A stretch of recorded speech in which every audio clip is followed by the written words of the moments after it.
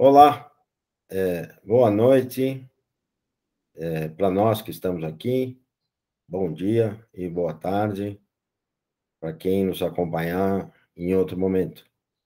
Hoje nós teremos uma fala um pouco mais breve, digamos que uma tentativa de entender um aspecto, pelo menos, da educação, e que a gente vai chamar aqui de, vamos denominar, ainda que de forma temporária, né, e não muito precisa do ponto de vista conceitual, mas vamos chamar de uma fase de institucionalidade, sempre no sentido de buscar uma formação republicana, efetivamente, quanto aos seus valores, seus princípios e, sobretudo, na defesa e na prática desses valores e desses princípios, digamos, que devem reger. Eu disse aqui a educação com formação republicana, mas, obviamente, estou tomando isso de empréstimo também da própria definição de administração pública pela nossa Constituição Federal de 88. Então, quais os princípios que deveriam nos nortear, digamos, enquanto servidores públicos, no meu caso, mas, de qualquer maneira, o poder público, aquele que é responsável pela educação pública nesse país. Quais seriam esses princípios? Esses princípios, na verdade, estão no artigo 37 da Constituição, e quem não puder nos acompanhar neste momento, peço que depois consulte pela internet, enfim, isso aqui é gratuito, né? Só colocar lá Constituição Federal 88, artigo 37. Está no capítulo 7º, chamado da Administração Pública, seção 1, disposições gerais. Então, diz assim o artigo 37. A administração pública, direta e indireta, de qualquer dos poderes da União, dos Estados, do Distrito Federal e dos municípios, obedecerá aos princípios de legalidade, impessoalidade, moralidade, publicidade e eficiência. E depois traz uma série de outras observações, digamos, um pouco mais particulares. Eu chamo a atenção para o seguinte: se a gente colocar os princípios em pé, né? Legalidade, impessoalidade, moralidade, publicidade e eficiência, nós vamos encontrar um acrônimo que é LIMPE, LIMPE, de limpar, de limpeza mesmo. É muito interessante essa formação com este acrônimo, né? Exatamente colocando nesta ordem, como se a Constituição, o Constituinte, estivesse chamando nossa atenção para a necessidade, para a obrigatoriedade de termos um trato, uma espécie de limpeza pública mesmo, a partir da administração pública, a partir do poder público e, obviamente, das suas políticas públicas. Talvez, para afirmar um pouco mais essa ideia, trouxe aqui um outro pensamento. Como são apenas algumas notas, eu vou ler aqui. Na verdade, tentar traduzir um pouco a minha própria letra. Esses princípios, quais? Esses que eu acabei de mencionar, né, o LIMPE, corroboram com a desejada ideia de uma limpeza pública, LIMPE, sempre lembre disso, derrotando a corrupção e os pequenos poderes em proveito do povo, que é o contribuinte, que é esse que mantém o Estado por meio dos seus impostos, e da salus pública, como diz o direito romano. Então, aqui é no sentido da saúde pública, mas da saúde das instituições públicas. É sob essas bases que o bem público coincide com o bem-estar social.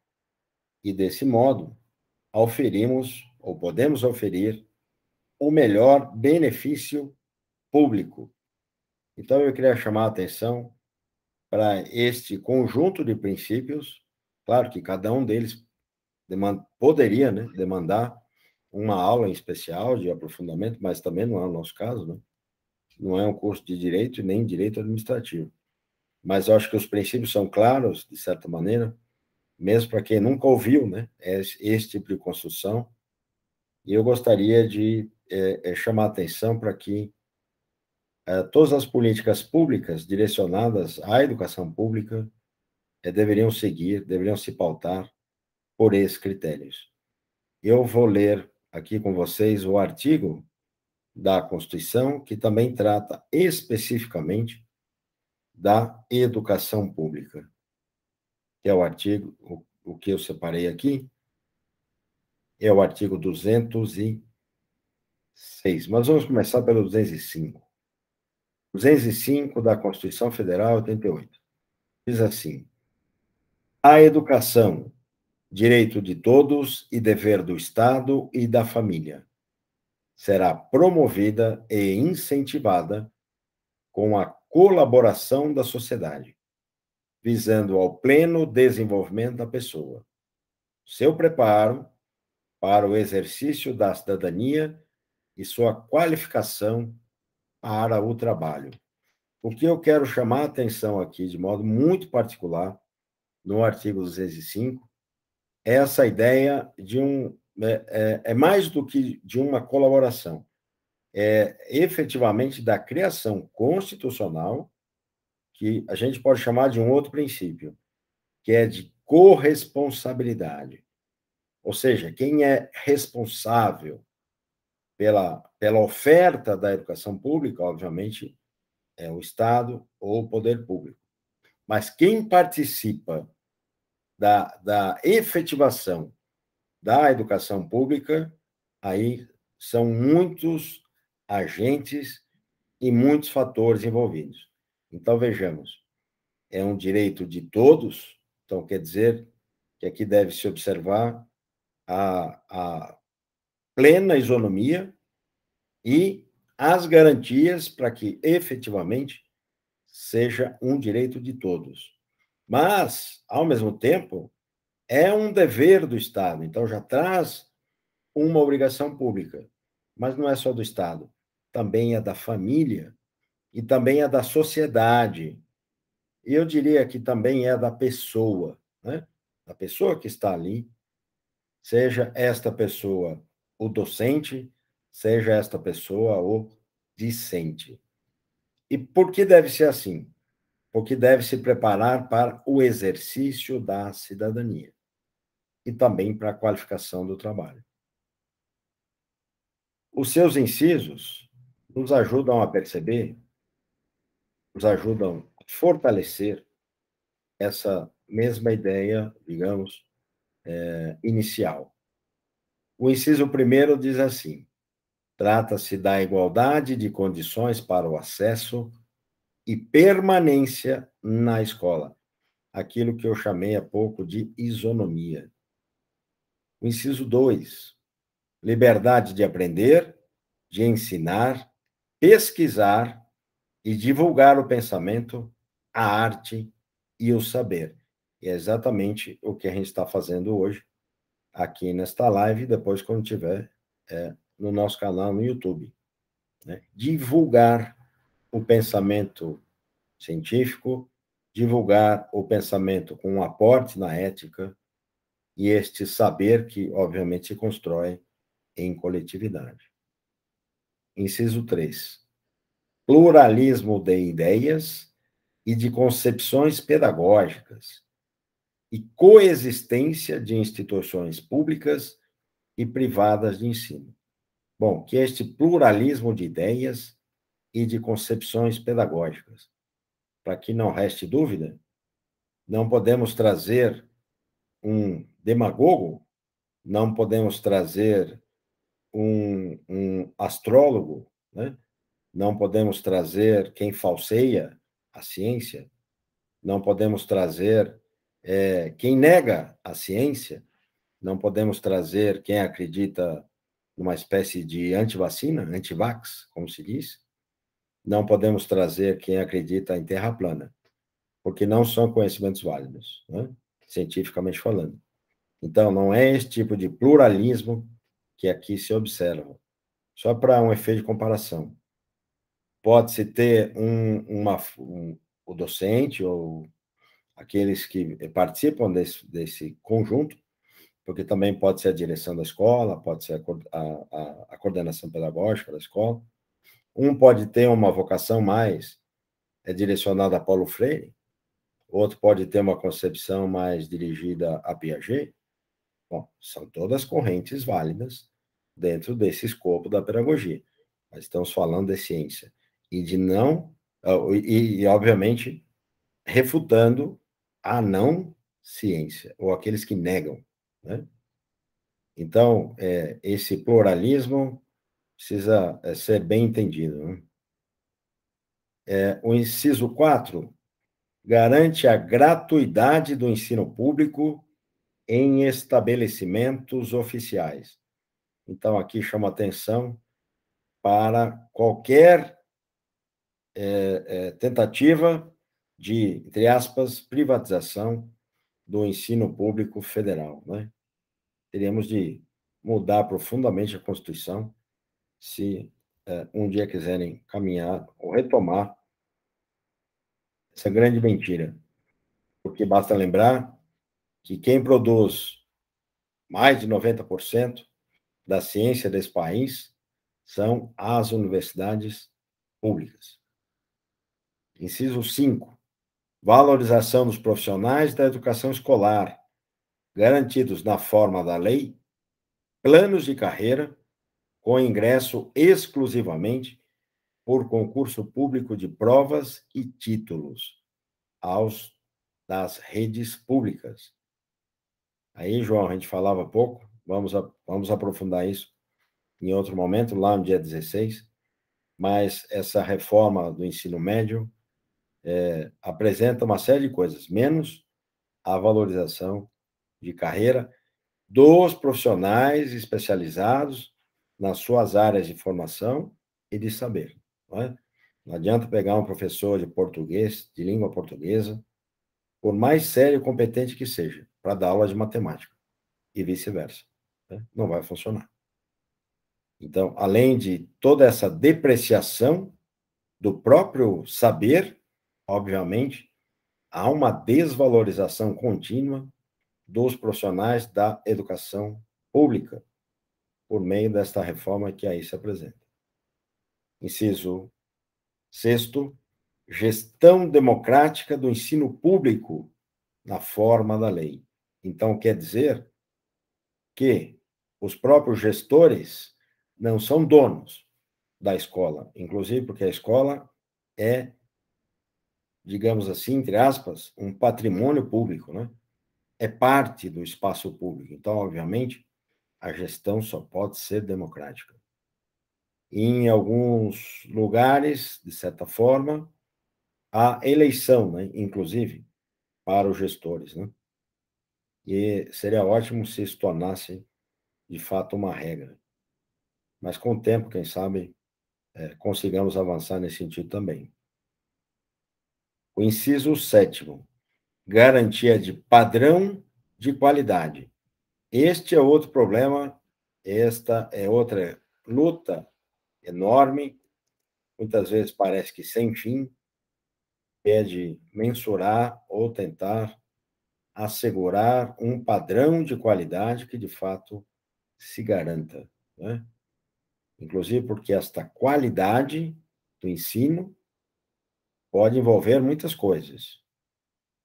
Eu, particularmente, penso que esta qualidade envolve, em primeiro lugar, conteúdo, conhecimento. É um conhecimento científico, é um conhecimento ético, é o conhecimento artístico, é o conhecimento cultural e daí por diante, né? Tudo isso é parte essencial da formação do cidadão. Mas só isso é suficiente? Não. Eu acrescento, como está aqui no próprio contexto da lei, que a gente está lendo agora, o artigo 205 da Constituição Federal 88, eu acrescento que tem que ser uma educação crítica, libertária e emancipatória. Tem que ser uma educação que crie os jovens para se tornarem adultos. Adultos no sentido mais pleno da palavra, que não requeram ou que não permitam que seja a eles imposta qualquer forma de tutoria. Então, que seja uma educação de qualidade, crítica, e que os leve a trabalhar, a pensar, a agir, a produzir com autonomia. E aí também queria fazer um complemento, porque a ideia de autonomia, para mim, obviamente, é carregada do sentido de obrigação, né? Ninguém é autônomo para fazer o que der na cabeça, não.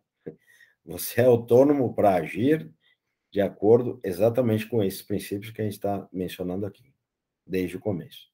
Então, isso é autonomia. É sempre com responsabilidade. Ninguém pode se esconder no quarto do fundo da casa e dizer, eu não sabia que isso ia acontecer, né? Isso não existe. Porque autonomia envolve consciência. Sem consciência não vai a lugar nenhum, né? Inciso 8º.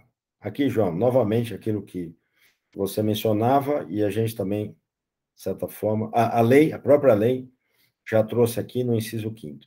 Mas o inciso 8º também é claro, dizendo assim: piso salarial profissional nacional para os profissionais da educação escolar pública, nos termos da lei federal. Tem piso salarial, cada um paga o que bem entender. E todos nós ficamos sujeitos ao coronelismo, né? O empregador chamado poder público pode não ser perfeito, mas eu garanto que é o menos imperfeito de todos que a gente tem no país.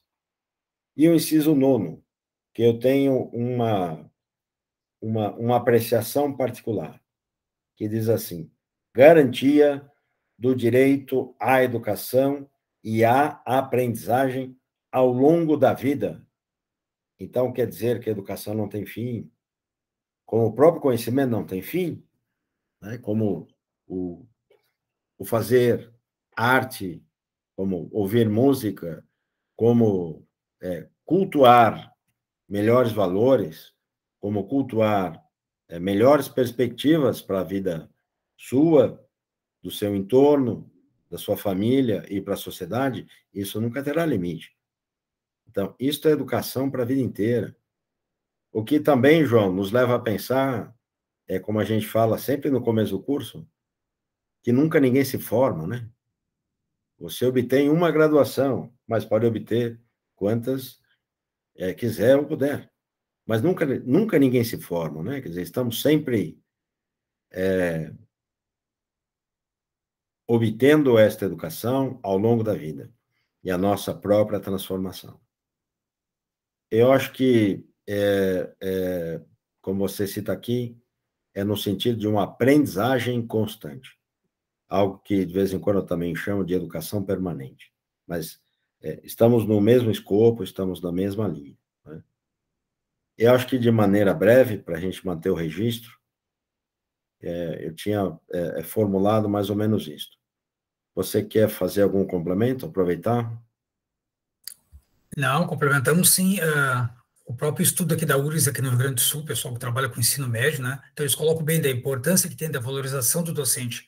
Tem uma questão que eles colocam muito importante, que eu vou falar mais adiante nos nossos cursos, onde eles colocam que o governo federal, através do MEC, parece que lavou as mãos. Ele criou o novo ensino médio e jogou, segundo o estudo da URGS, né? Jogou para os professores, os gestores estaduais, para resolver esse problema todinho. Então, eles colocam como sendo um problema muito complexo do ensino médio, né? Que envolve não apenas o curso jogou, envolve toda uma questão de administração, de como colocar esses profissionais, né? Como serão contratados, como é que é o nível desses profissionais, como é que eles vão trabalhar. Então, toda essa gestão ficou a cargo do Estado e do município. Então, eles colocam bem claro que municípios grandes como São Paulo vão conseguir resolver de uma forma tranquila, mas municípios pequenos, como o Rio Grande do Sul, que tem 497 municípios, né, que muitas vezes tem, como ele coloca ali, uma escola só de ensino médio, né, segundo ele. Então, o que acontece? Não terão condições de ter docentes para resolver essa demanda todinha. Então, o ensino que já tinha uma defasagem do público para o privado de mais de 5 anos, de quase 10 anos de defasagem, tem uma tendência muito clara, né, uma tendência, né, de reduzir mais ainda, ter uma distância maior do ensino privado ainda, pela sua não condições de se efetivar na verdade. Né? Porque teoria é uma coisa, montou todo o processo, o MEC colocou, mas segundo o estudo da URGS, o MEC não está dando todo o apoio.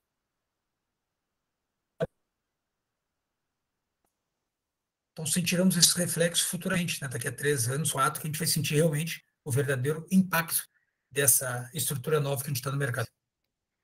Muito bem. Lembrando também que no dia 16, a gente vai aprofundar um pouco mais esse debate sobre a reforma do ensino médio. Então, já fica o convite também lá pelo nosso canal, né? A Ciência da Constituição Federal de 88. Acho que era isso. Muito obrigado, João. A gente se vê. Abraço, boa noite. Boa noite, a gente se vê em breve. Gravação será postada, então, na sala do Classroom. Tá ótimo. Boa noite, pessoal. Assisto mais adiante. Obrigado.